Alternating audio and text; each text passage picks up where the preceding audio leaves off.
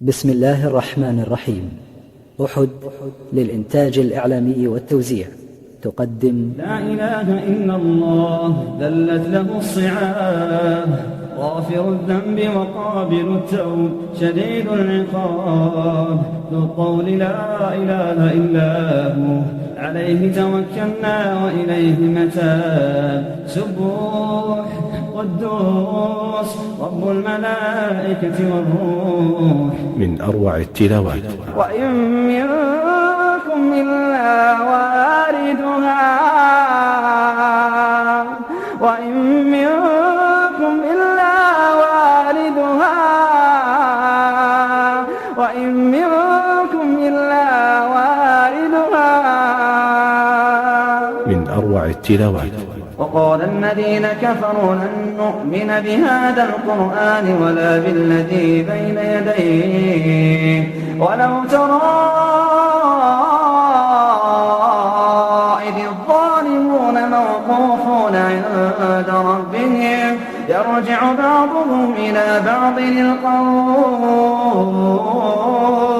يرجع بعضهم إلى بعض القول. من أروع التلاوات. فبشر العباد الذين يستمعون القول فيتبعون أحسنه، أولئك الذين هداهم الله وأولئك هم أولو الألباب. والتي سجلت في تراويح شهر رمضان من عام 1424 من الهجرة. ومن أعرض عن ذكري فإن له معيشة ضنكا، ومن أعرض عن ذكري فإن له معيشة ضنكا، ونحشره يوم القيامة أعمى. لفضيلة الشيخ محمد الحيدر. ربنا أعنا على الموت وسكرته، ربنا أعنا على الموت وسكرته والقبر وظلمته والصراط وزلته والقيامة وأهوالها. إن للقرآن ثقلا وسلطانا وأثرا مزلزلا لا يثبت له شيء يتلقاه بحقيقته. ولقد وجد عمر بن الخطاب رضي الله عنه ما وجد عندما سمع قارئا يقرأ وطور وكتاب مسطور، فارتكن إلى الجدار ثم عاد إلى بيته يعوده الناس شهرا مما ألم به. أفلا يتدبرون القرآن، أفلا يتدبرون القرآن أم على قلوب أقفالها، أفلا يتدبرون القرآن أم على قلوب أقفالها. واللحظات التي يكون فيها الكيان الإنساني متفتحا لتلقي شيء من حقيقة القرآن فإنه يهتز اهتزازا ويرتجف ارتجافا، ويقع فيه من التغيرات والتحولات ما يمثله في عالم المادة من فعل المغناطيس والكهرباء بالإنسان. والله خالق الجبال ومنزل القرآن يقول: لو أنزلنا هذا القرآن على جبل، لو أنزلنا هذا القرآن على جبل لرأيته خاشعا، لرأيته خاشعا، لرأيته خاشعا متصدعا، متصدعا من خشية الله. لو أنزلنا هذا القرآن على جبل لرأيته خاشعا، لرأيته خاشعا. لو أنزلنا هذا القرآن على جبل لرأيته خاشعا متصدعا، متصدعا من خشية الله. متصدعا من خشية الله، من خشية الله. لو أنزلنا هذا القرآن على جبل لرأيته خاشعا متصدعا من خشية الله. وتلك الأمثال نضربها للناس لعلهم يتفكرون.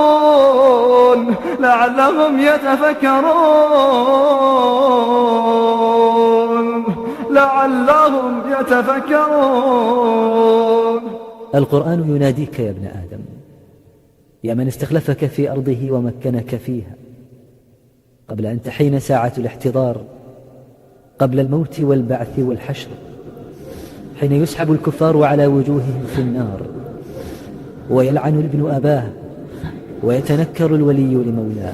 يا بني آدم إما يأتينكم رسل منكم يقصون عليكم آياتي فمن اتقى وأصلح فلا خوف عليهم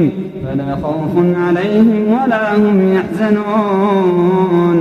والذين كذبوا بآياتنا واستكبروا عنها أولئك أصحاب النار هم فيها خالدون. فمن أظلم ممن افترى على الله كذبا أو كذب بآياته أولئك ينالهم نصيبهم من الكتاب حتى إذا جاءتهم رسلنا يتوفونهم قالوا أين ما كنتم تدعون من دون الله قالوا ضلوا عنا وشهدوا على أنفسهم أنهم كانوا كافرين. قال ادخلوا في قد خلت من قبلكم من الجن والإنس في النار. قال ادخلوا في قد خلت من قبلكم من الجن والإنس في النار كلما دخلت أمة لعنت أختها حتى إذا اداركوا فيها جميعا قالت أخراهم لأولاهم ربنا هؤلاء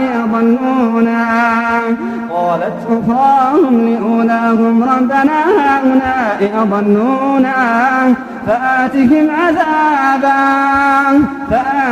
عذابا ضعفا من النار قال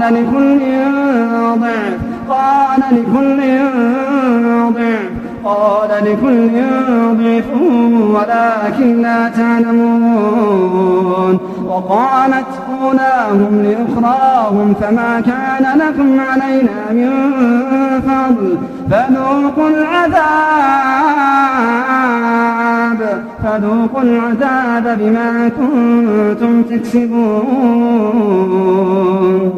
في تلك اللحظة حين يفتح ثقب الإبرة لدخول الجمل الكبير، وأنى للجمل ذلك، وأنى للكافر أن تفتح له أبواب السماء. إن الذين كذبوا بآياتنا واستكبروا عنها لا تفتح لهم أبواب السماء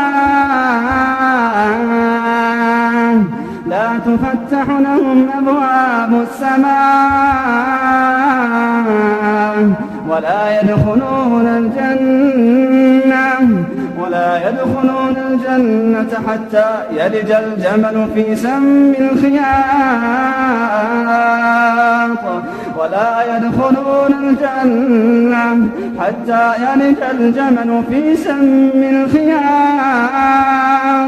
وكذلك نجزي المجرمين. لهم من جهنم مهاد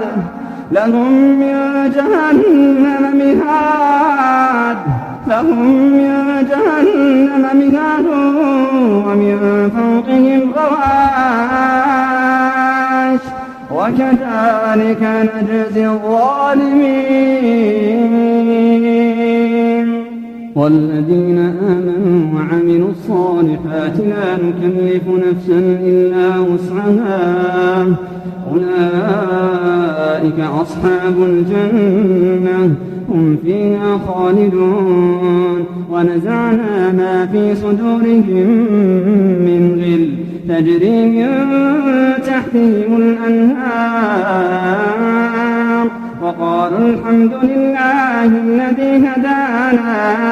وقالوا الحمد لله الذي هدانا لهذا وما كنا لنهتدي لولا أن هدانا الله وقالوا الحمد لله الذي هدانا لهذا وما كنا لنهتدي لولا أن هدانا الله لقد جاءت رسل ربنا بالحق ونودوا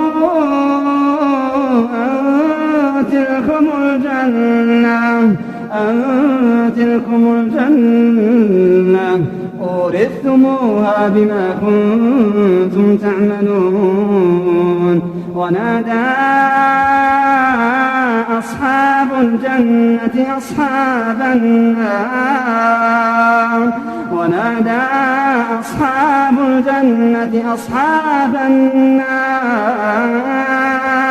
أن قد وجدنا ما وعدنا ربنا حقا فهل وجدتم ما وعد ربكم حقا قالوا نعم فأذن مؤذن بينهم اللعنة الله على الظالمين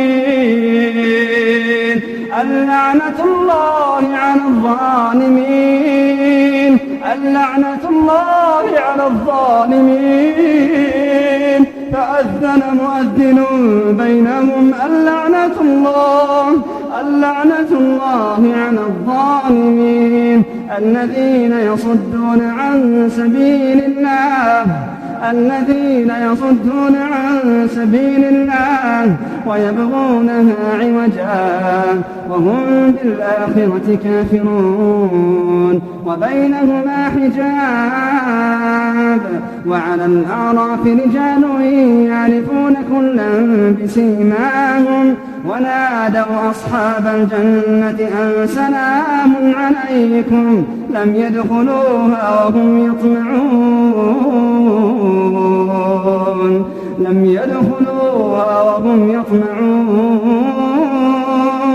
وإذا صرفت أبصارهم تلقاء أصحاب النار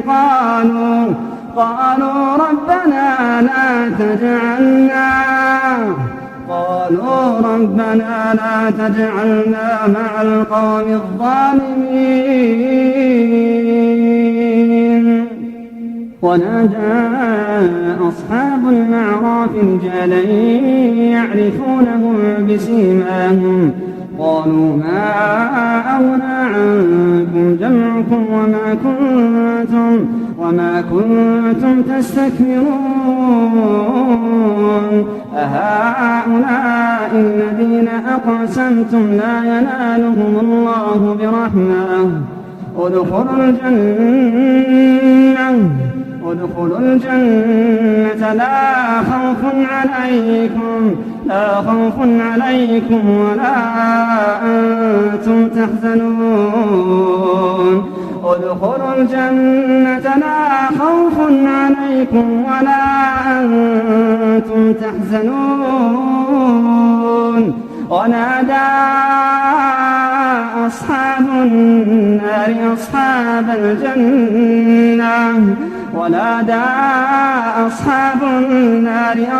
الجنة أن أفيضوا علينا من الماء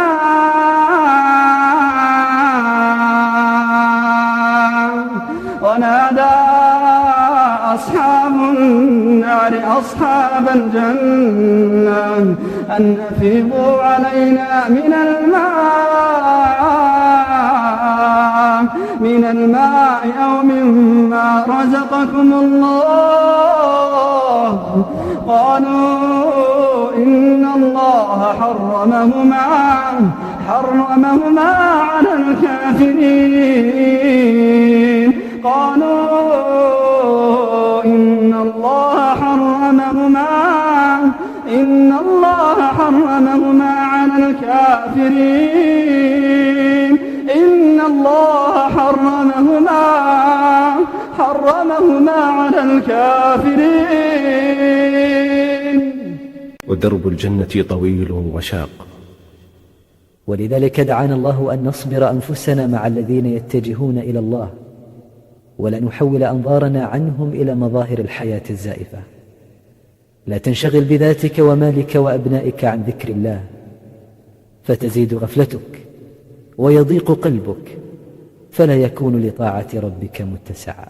واصبر نفسك مع الذين يدعون ربهم بالغداة والعشي يريدون وجهه ولا تعد عيناك عنهم تريد زينة الحياة الدنيا ولا تطع من أغفلنا قلبه عن ذكرنا واتبع هواه وكان أمره فرطا. وقل الحق من ربكم فمن شاء فليؤمن ومن شاء فليكفر إنا أعتدنا للظالمين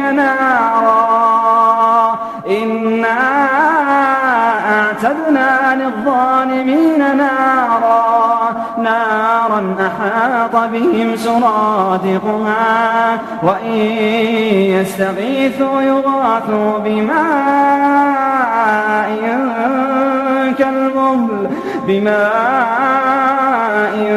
كالمهل يشوي الوجوه وإن يستغيثوا يغاثوا بماء كالمهل يشوي الوجوه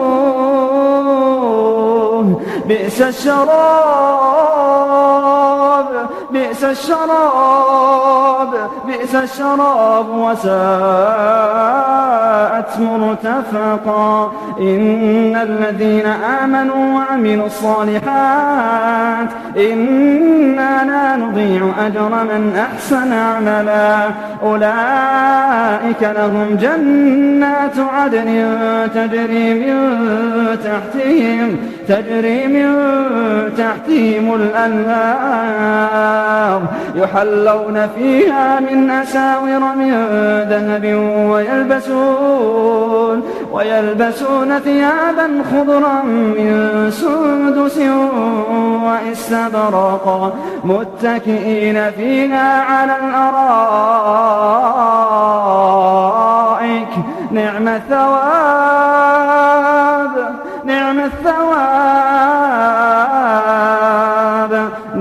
الثواب وحسنت مرتفقا. متى تحين ساعة الموت؟ ومتى تأتي لحظة القيامة؟ متى هذا الموعد؟ إنه في لحظة لا تستقدمها الساعة ولا تستأخرها.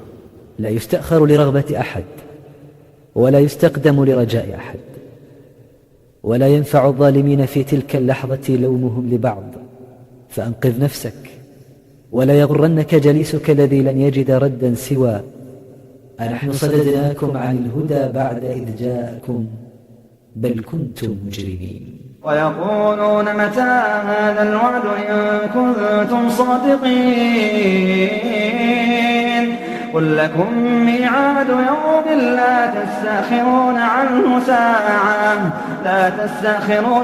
ساعة ولا تستقدمون. وقال الذين كفروا لن نؤمن بهذا القرآن ولا بالذي بين يديه ولو ترى إذ الظالمون موقوفون عند ربهم يرجع بعضهم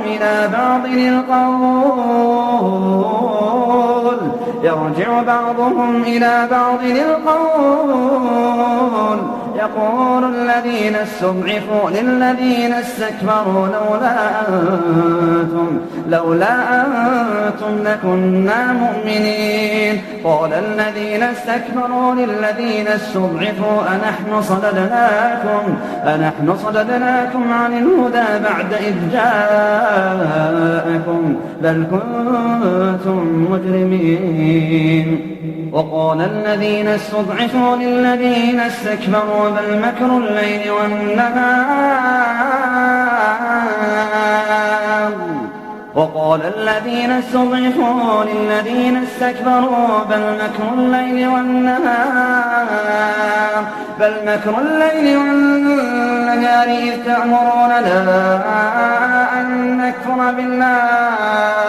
إذ تأمروننا أن نكفر بالله ونجعل له أندادا وأسروا الندامة لما رأوا العذاب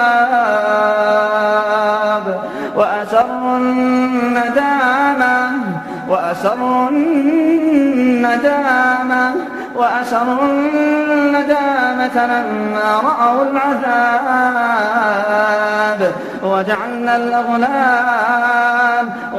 الأغلال في أعناق الذين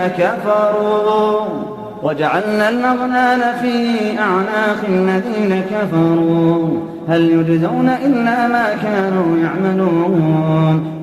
إن فطرة الإنسان تبرز عارية حين يمسه الضر ويسقط عنها الركام وتزول عنها الحجب فتتجه إلى ربها وهي تدرك أنه لا يكشف الضر إلا هو. وحين يذهب الضر ويأتي الرخاء فإن هذا الإنسان ينسى تضرعه وإنابته. فيا عبد الله اعبد ربك بإخلاص وأعلن أنك ماض في طريق العبادة وأخلص له الدينونة. وإذا مس الإنسان ضر دعا ربه منيبا إليه ثم إذا خونه نعمة منه نسي ما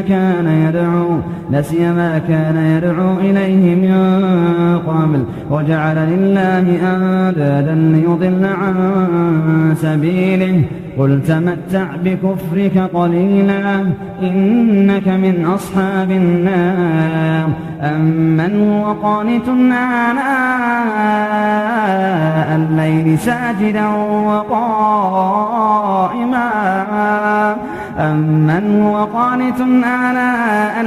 ساجدا وقائما يحذر الآخرة ويرجو رحمة ربه قل هل يستوي الذين يعلمون والذين لا يعلمون إنما يتذكر أولو الألباب.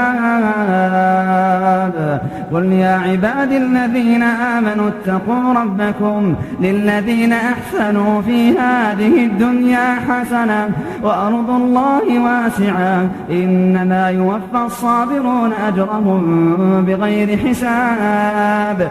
قل إني أمرت أن أعبد الله مخلصا له الدين وأمرت لأن أكون أول المسلمين. قل إني أخاف إن عصيت ربي عذاب يوم عظيم. قل الله أعبد مخلصا له ديني فاعبدوا ما شئتم من دونه. قل إن الخاسرين الذين خسروا أنفسهم وأهليهم يوم القيامة ألا ذلك هو الخسران المبين. لهم من فوقهم ظلل من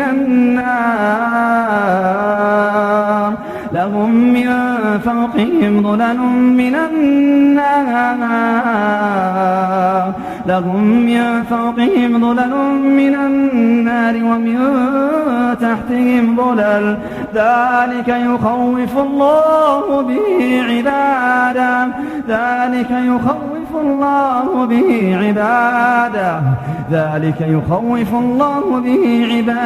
يا عباد فاتقون والذين اجتنبوا الطاغوت أن يعبدوها وأنابوا إلى الله لهم البشرى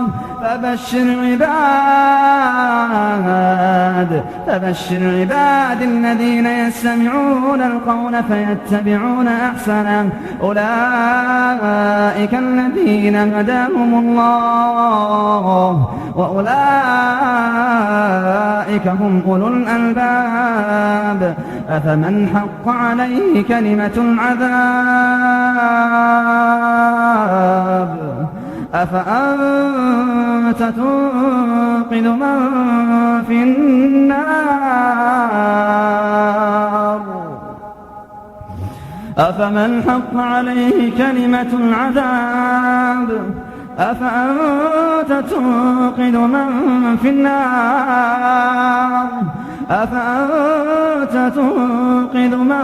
في النار لكن الذين اتقوا ربهم لهم غرف من فوقها غرف مبنية تجري من تحتها الأنهار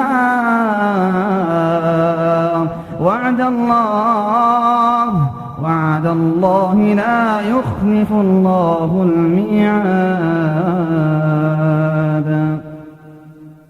موعد الله لا يخلف ميعاده، وقد يبتلي عباده كما ابتلى الأنبياء المختارين، فكن من عباد الله الصابرين المتقين، واحذر أن تكون من المكذبين الطاغين. فالمتقون لهم حسن مآب، والطاغون لهم شر مآب.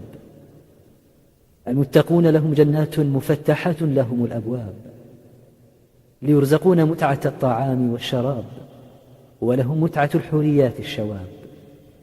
الطاغون لهم مهاد لا راحة فيه. واذكر عبدنا أيوب إذ نادى ربه أني مسني الشيطان بنصب وعذاب اركض برجلك هذا مغتسل بارد وشراب ووهبنا له أهله ومثلهم معهم رحمة منا وذكرى لأولي الألباب وخذ بيدك ضغثا فاضرب به ولا تحنث إنا وجدناه صابرا نعم العبد إنه أواب واذكر عبادنا إبراهيم وإسحاق ويعقوب أولي الأيدي والأبصار إنا أخلصناهم بخالصة ذكر الدار وإنهم عندنا لمن المصطفين الأخيار واذكر إسماعيل واليسع وذا الكفل وكل من الأخيار هذا ذكر وإن للمتقين لحسن مآب جنات عدن مفتحة لهم الأبواب متكئين فيها يدعون فيها بفاكهة كثيرة وشراب وعندهم قاصرات الطرف أتراب هذا ما توعدون ليوم الحساب إن هذا لرزقنا ما له من نفاد هذا وإن للطاغين لشر مآب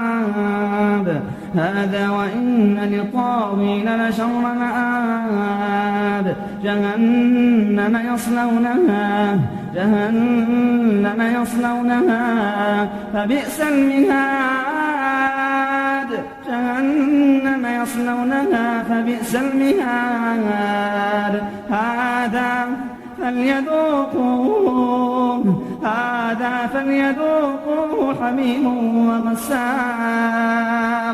هذا فليذوقوه حميم وغساق وآخر من شكله أزواج هذا فوج مقتحم معكم لا مرحبا بهم إنهم صالوا النار هذا فوج مقتحم معكم لا مرحبا بهم إنهم صالوا النار. قالوا بل أنتم لا مرحبا بكم أنتم قدمتموه لنا فبئس القرار. قالوا ربنا من قدم لنا هذا فزده عذابا ضعفا في النار. قالوا ربنا من قدم لنا هذا فزده عذابا ضعفا في النار. وقالوا ما لنا لا نرى رجالا كنا نعدهم من الأشرار أتخذناهم سخريا أم زاغت عنهم الأبصار إن ذلك لحق تخاصم أهل النار. يوم القيامة ترسم صورة للناس وهم جاثون حول جهنم جثو الخزي والمهنة، صورة رهيبة. وهذه الجموع التي لا يحصيها العد محشورة إلى جهنم جاثية حولها تشهد هولها ويلفحها حرها، وتنتظر كل لحظة أن تؤخذ فتلقى فيها. يا له من مشهد مذل للمتجبرين المتكبرين. ويقول الإنسان أإذا ما مت لسوف أخرج حيا أولا يذكر الإنسان أنا خلقناه من قبل ولم يك شيئا فوربك لنحشرنهم والشياطين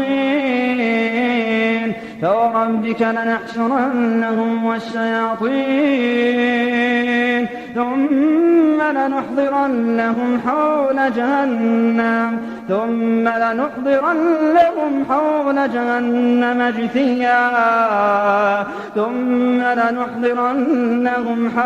جهنم جثيا ثم لننزعن من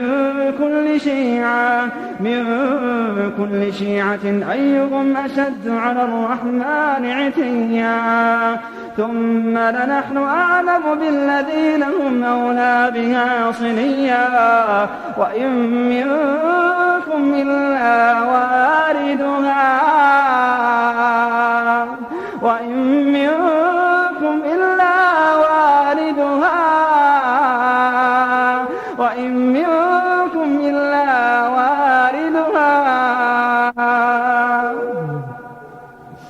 فوربك لنحشرنهم والشياطين ثم لنحضرنهم حول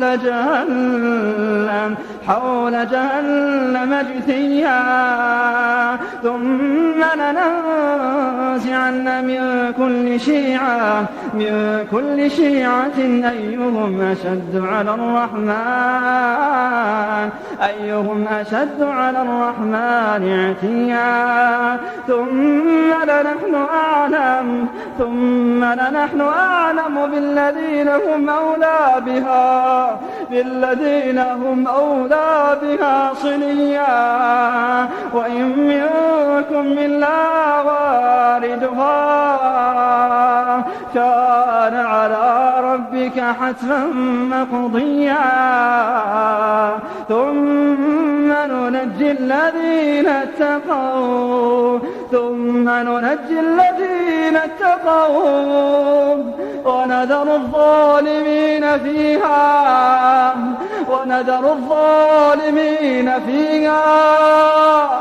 ونذر الظالمين فيها جثيا ثم ننجي الذين اتقوا ونذر الظالمين فيها جثيا.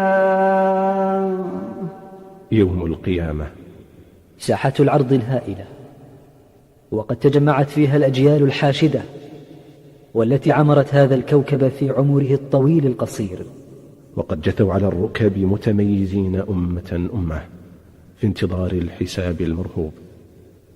وهو مشهد مرعب بزحامه الهائل، ومرعب بما وراءه من حساب، ومرعب قبل كل شيء بالوقفة أمام الجبار القاهر والمنعم المتفضل الذي لم تشكر أنعمه ولم تعرف أفضاله من أكثر هؤلاء الواقفين. ولله ملك السماوات والأرض ويوم تقوم الساعة يومئذ يخسر المبطلون. وترى كل أمة جاثية، كل أمة تدعى إلى كتابها اليوم تجزون ما كنتم تعملون. هذا كتابنا ينطق عليكم بالحق إنا كنا نستنسخ ما كنتم تعملون. فأما الذين آمنوا وعملوا الصالحات فيدخلهم ربهم في رحمته، ذلك هو الفوز المبين. وأما الذين كفروا أفلم تكن آياتي تتلى عليكم فاستكبرتم وكنتم قوما مجرمين. وإذا قيل إن وعد الله حق والساعة لا ريب فيها قلتم ما ندري ما الساعة إن نظن إلا ظنا وما نحن بمستيقنين. وبدا لهم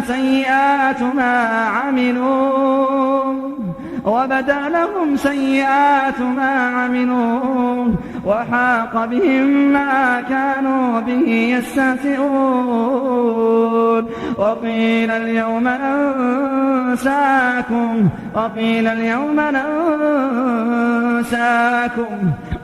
اليوم ننساكم كما نسيتم لقاء يومكم هذا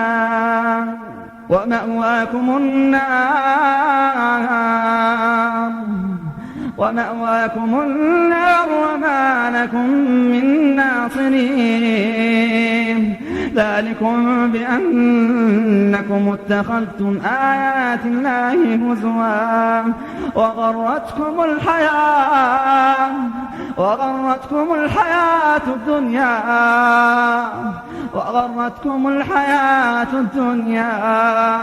فاليوم لا يخرجون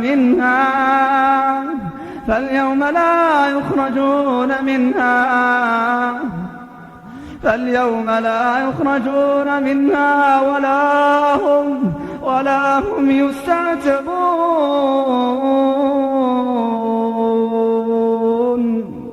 فلله الحمد رب السماوات ورب الأرض رب العالمين. وله الكبرياء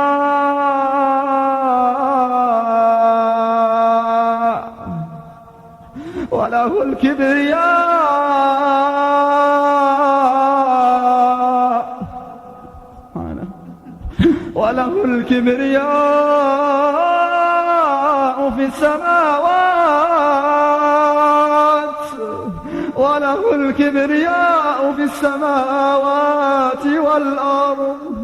فلله الحمد رب السماوات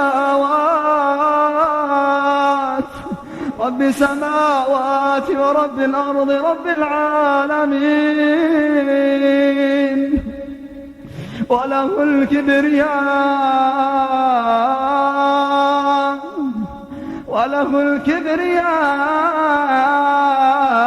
في السماوات والأرض وهو العزيز الحكيم. في يوم القيامة عندما تتحرك الجموع البشرية في كل لون وجنس وأرض ومن كل جيل وزمان وعصر، مبعوثين منتشرين يختلطون ويضطربون في غير نظام وفي غير انتباه، تتدافع جموعهم تدافع الريح وتختلط اختلاط الموج. ثم إذا الكافرون الذين أعرضوا لكأن على عيونهم غطاء ولكأن في أسماعهم صمما إذ بهؤلاء تعرض عليهم جهنم فما يستطيعون اليوم إعراضا. لقد نزع الغطاء عن عيونهم نزعا وتركنا بعضهم يومئذ يموج في بعض ونفخ في الصور فجمعناهم جمعا وعرضنا جهنم يومئذ للكافرين عرضا الذين كانت أعينهم في غطاء عن ذكري وكانوا لا يستطيعون سمعا أفحسب الذين كفروا أن يتخذوا عبادي من دوني أولياء إنا أعتدنا جهنم للكافرين نزلا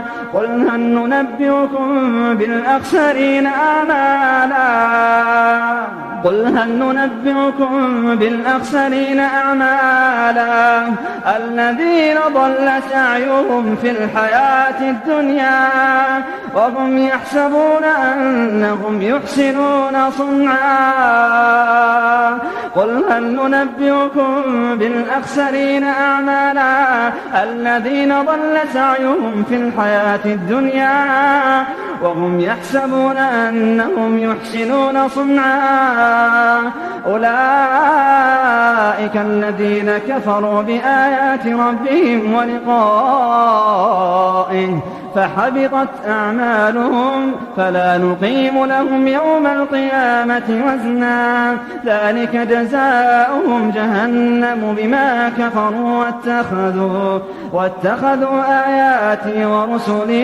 واتخذوا آياتي ورسلي هزوا إن الذين آمنوا وعملوا الصالحات كانت لهم جنات الفردوس نزلا إن الذين آمنوا وعملوا الصالحات كانت لهم جنات الفردوس نزلا خالدين فيها لا يبغون عنها حولا.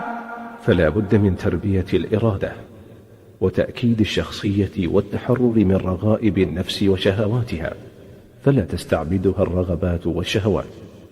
فكلما كانت النفس أقدر على ضبط شهواتها والتحكم بها كانت أعلى في سلم الرقي البشري وكلما كانت أضعف أمام رغباتها كانت أقرب إلى البهيمية. ومن رعاية الله لنا أن نبهنا إلى عدونا وحذرنا من غدره بعد أن عصى وامتنع عن السجود لأبينا آدم. ولقد عهدنا إلى آدم من قبل فنسي ولم نجد له عزما وإذ قلنا للملائكة اسجدوا لآدم فسجدوا إلا إبليس أبى فقلنا يا آدم إن هذا عدو لك ولزوجك فلا يخرجنكما من الجنة فتشقى إن لك ألا تجوع فيها ولا تعرى وأنك لا تظمأ فيها ولا تضحى فوسوس إليه الشيطان قال يا آدم هل أدلك على شجرة الخلد وملك لا يبلى فأكلا منها فبدت لهما سوآتهما وطفقا يخصفان عليهما من ورق الجنة وعصى آدم ربه فغوى ثم اجتباه ربه فتاب عليه وهدى قال اهبطا منها جميعا بعضكم لبعض عدو فإما يأتينكم مني هدى فمن اتبع هداي فلا يضل ولا يشقى ومن أعرض عن ذكري فإن له معيشة ضنكا ومن أعرض عن ذكري فإن له معيشة ضنكا وبكى ونحشره يوم القيامة أعمى قال رب لم حشرتني أعمى وقد كنت بصيرا قال كذلك أتتك آياتنا فنسيتها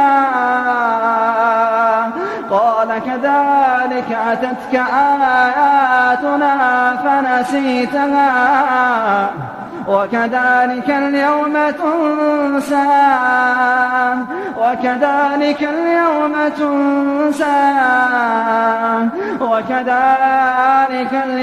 تنسى وكذلك نجزي من أسرف ولم يؤمن بآيات ربه ولعذاب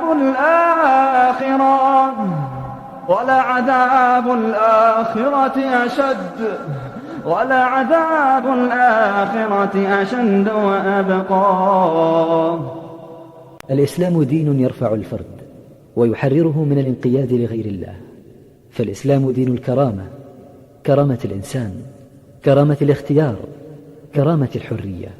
والذي يفرط في هذه الكرامة ويتنازل عنها وينساق خلف الكبراء والطغاة سوق الشياه يكون مصيره مثل مصير أسياده. وهؤلاء السادة يضيقون صدرا بالذين استضعفوا ويجيبونهم: إن كل فيها إن الله قد حكم بين العباد. وإذ يتحاجون في النار فيقول الضعفاء للذين استكبروا إنا كنا لكم تبعا فهل أنتم مغنون عنا نصيبا من النار قال الذين استكبروا إنا كل فيها إن الله قد حكم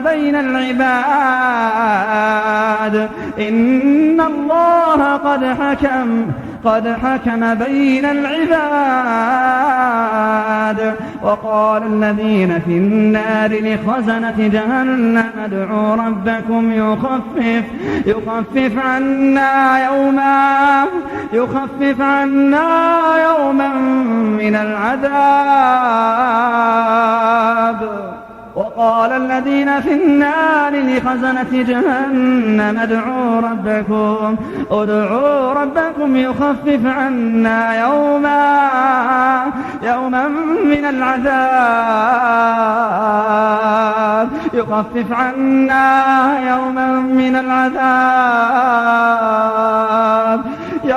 من العذاب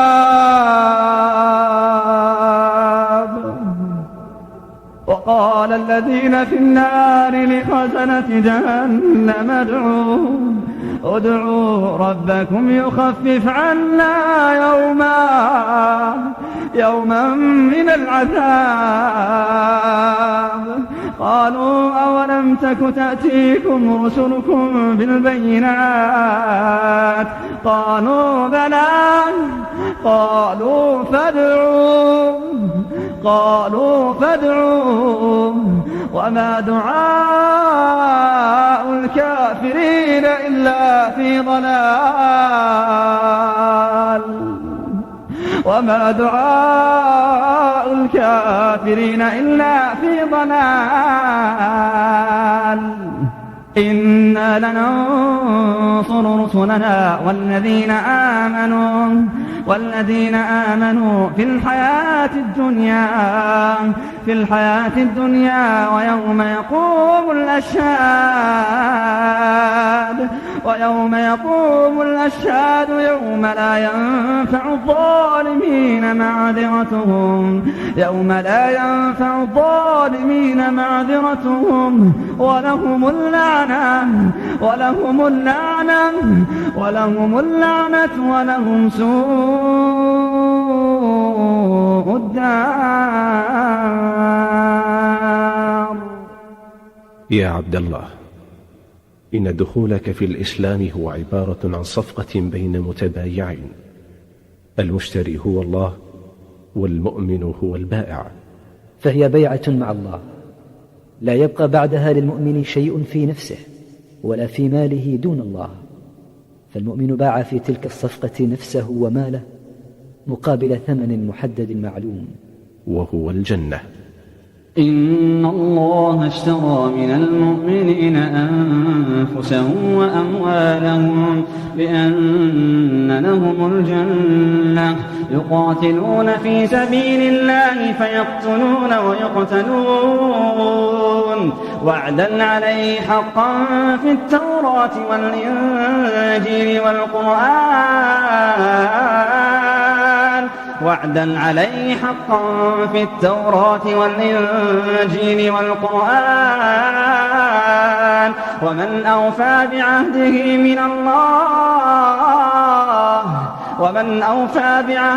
من الله فاستبشروا ببيعكم الذي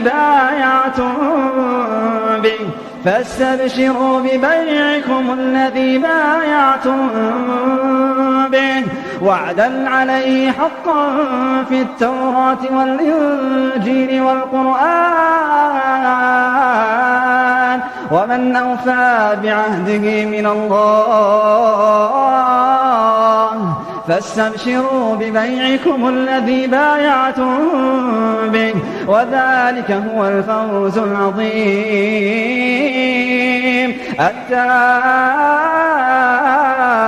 التائبون العابدون الحامدون السائحون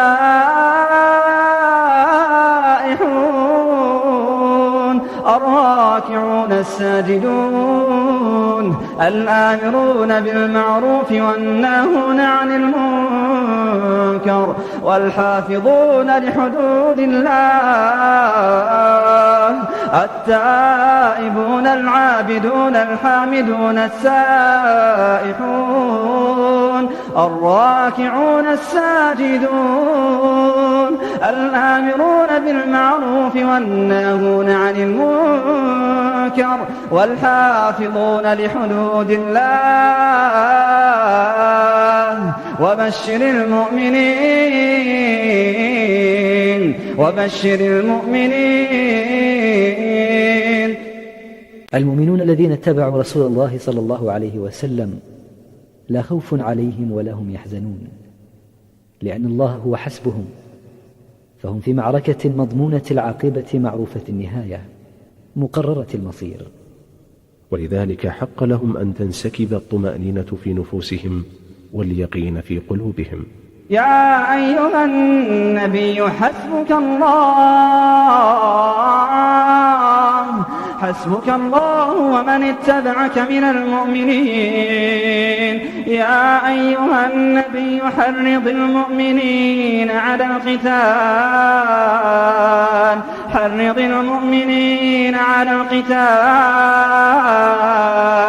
يا أيها النبي حرض المؤمنين على القتال إن يكن منكم 20 صابرون يغلبوا 200 وإن يكن منكم 100 يغلبوا 1000 من الذين كفروا بأنهم قوم لا يفقهون. الآن خفف الله عنكم وعلم أن فيكم ضعفا فإن يكن منكم 100 صابرة يغلبوا 200 وإن يكن منكم 1000 يغلبوا 2000 بإذن الله والله مع الصابرين. من أروع التلاوات.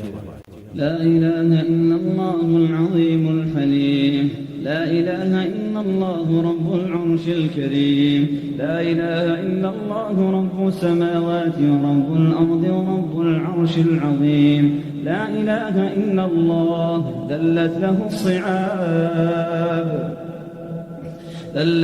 الصعاب غافر الذنب وقابل التوب شديد العقاب ذو الطول لا إله إلا هو عليه توكلنا وإليه متاب سبوح قدوس رب الملائكة والروح سبحان ذي العز الذي لا يرام سبحان ذي الملك الذي لا يضام سبحان من لا ينبغي التسبيح إلا له سبحان ذي المجد والكرم سبحان ذي الفضل والنعم سبحان مقيل عثرات المذنبين سبحان قابل توبة التائبين سبحان من لا يتعاظم ذنبا أن يغفره ولا حاجة أن يعطيها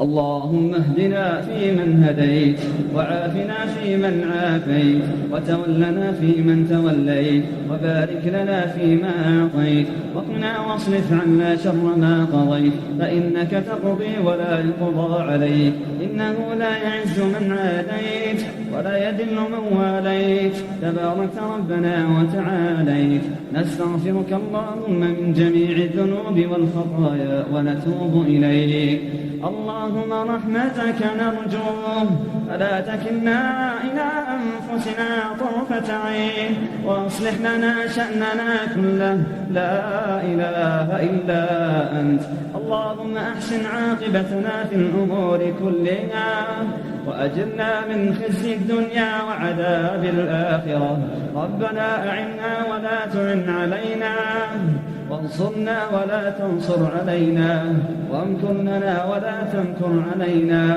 واهدنا ويسر الهدى لنا وانصرنا على من بغى علينا ربنا اجعلنا لك شاكرين لك ذاكرين لك راهبين لك مطاوعين إليك مخبتين أواهين منيبين ربنا تقبل توبتنا واغسل حوبتنا وثبت حجتنا واهد قلوبنا وسدد ألسنتنا واسلل سخائم قلوبنا برحمتك يا أرحم الراحمين اللهم إنا نعوذ بك من قلب لا يخشع اللهم إنا نعوذ بك من قلب لا يخشع اللهم إنا نعوذ بك من قلب لا يخشع ودعاء لا يسمع ومن نفس لا تشبع ومن علم لا ينفع نعوذ بك من هؤلاء الأربع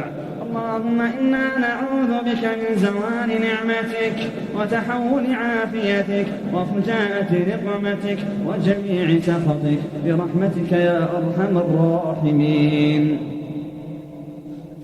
اللهم اغفر للمسلمين والمسلمات والمؤمنين والمؤمنات اللهم ألف بين قلوبهم واهدهم سبل السلام وأخرجهم من الظلمات إلى النور ربنا إنك جامع الناس ليوم لا ريب فيه إن الله لا يخلف الميعاد ربنا إنك من تدخل النار فقد أخزيته وما للظالمين من أنصار ربنا إننا سمعنا مناديا ينادي للإيمان أن آمنوا بربكم فآمنا ربنا فاغفر لنا ذنوبنا وكفر عنا سيئاتنا وتوفنا مع الأبرار ربنا وآتنا ما وعدتنا على رسلك ولا تخزنا يوم القيامة ولا تخزنا يوم القيامة إنك لا تخلف الميعاد ربنا أعنا على الموت وسكرته ربنا أعنا على الموت وسكرته والقبر وظلمته والصراط وزلته والقيامة وأهوالها ربنا أحسن خاتمتنا ربنا أحسن خاتمتنا وتوفنا وأنت راض عنا وتوفنا وأنت راض عنا وتوفنا وأنت راض عنا اللهم ارحمنا إذا ضاق النفس وغسلنا أهلنا وعلى أكتافهم حملونا ووارانا وورانا التراب وودعنا الأهل والأصحاب وتولى عنا الأهل والأحباب وواجهنا الحساب وجاءنا الملكان للسؤال والجواب وتقطعت يومئذ الأسباب وانقطع الرجاء إلا بك اللهم لقنا الجواب واجعل قبورنا روضة من رياض الجنة وانقلنا منها إلى جنات عدن وانقلنا منها إلى جنات ونهر في مقعد صدق عند مليك مقتدر اللهم إنا نسألك مرافقة